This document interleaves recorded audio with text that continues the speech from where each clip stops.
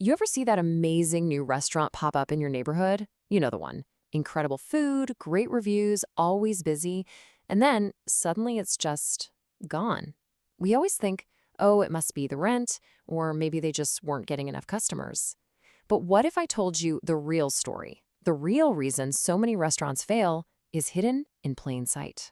Well, today, we're going to find out. Because the truth, it's in the trash. So it all boils down to this one huge question. Why is it so incredibly hard to make money in the restaurant business? You've got owners spending endless nights just staring at spreadsheets, trying to shave off a few pennies here and there. But here's the thing. The answer isn't in the numbers. They are looking in completely the wrong place. That's right. The key to a restaurant's financial survival isn't buried in some complex P&L sheet. It is literally sitting at the bottom of a trash can. Now, I know that sounds kind of weird, but trust me, once you understand this one simple idea, it changes everything. Okay, so to really get this, we need to talk about the two different worlds that exist inside every single professional kitchen. First, there's the perfect plan on paper, and then there's the messy, chaotic, beautiful reality of the kitchen floor. And this quote right here, it just nails it. We think of losing money as a math problem, that the numbers just don't add up. But it's almost never about the math. It's a behavior problem. It comes down to habits, training, and the overall culture in the kitchen. And here's that massive disconnect laid out for you. On the left, you've got the plan. It's this perfect world where every recipe is followed to the gram and costs are exactly what they should be. But then, there's the reality on the right. What actually happens during a crazy busy dinner service. A little extra cheese on that pizza. A bit too much carrot trimmed off. It all adds up and it all ends up in the bin as pure lost profit. So this gap between the plan and the reality, it has a name. And for our purposes, it's basically the villain of our story. It's a silent killer that just drains cash from a business. It's called variance. So what is variance? It's actually super simple. It's just the gap between what your recipes say you should have spent on food, that's your theoretical cost, and what you actually spent. It's the invisible price tag on every single piece of food that gets wasted, spoiled, or overportioned. Now look, some variance is just gonna happen. It's unavoidable. But the benchmark, the number you're aiming for in a really well-run kitchen, is 2 to 3%, max. If you're consistently higher than that, you've got a serious problem on your hands. This chart just makes it crystal clear. That first bar, that's what your costs should be in a perfect world. The second bar, that's what they actually are. And that big empty space between them, that's variance. That is money, just being thrown directly into the trash. It's profit that literally vanishes into thin air.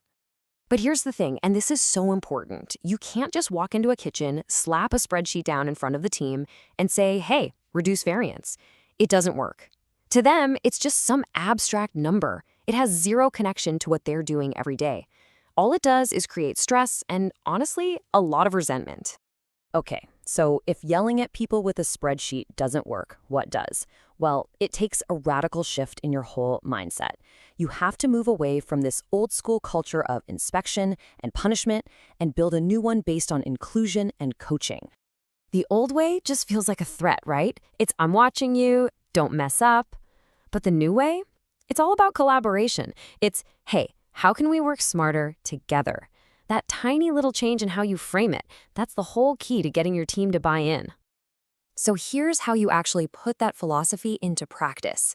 It's something called a bin audit. And no, don't worry, it's not about digging through smelly, week-old garbage. It's a controlled visual check during prep time. You're just looking at what's being thrown away to spot where there might be training gaps, not to point fingers. And then you create really simple photo-based guides so that the standards are crystal clear to everyone, no matter what language they speak. So you might be thinking, okay, that sounds nice in theory, but does it actually work in the real world? Oh yeah. Let's talk about a real-world case study, a Neapolitan pizza company in Berlin that was really struggling with high costs in a super competitive market. So what did they actually do? It was all about simple, practical systems. They put digital scales at every single station. They created their operating manuals using photos instead of long blocks of text. Everything was visual, clear, and super easy for their diverse, multilingual team to follow. But here's the absolute genius of it. The pitch they made to their team wasn't, hey, save the company money. No. It was this. Every bit of dough we waste today is dough you have to mix all over again tomorrow. When you respect the ingredients, you're actually respecting your own time and energy. This completely reframed the whole thing as a way to protect their own work-life balance. Brilliant. And the result? It was incredible. Food costs just plummeted. And they didn't change a single supplier or make the portions smaller. They didn't start buying cheaper cheese, they just stopped throwing it away. The change wasn't in the stuff they were buying, it was in the culture. Which brings us to our final and most important takeaway here. That profit you've been desperately searching for on a spreadsheet, it's been waiting for you this whole time, inside your trash bin.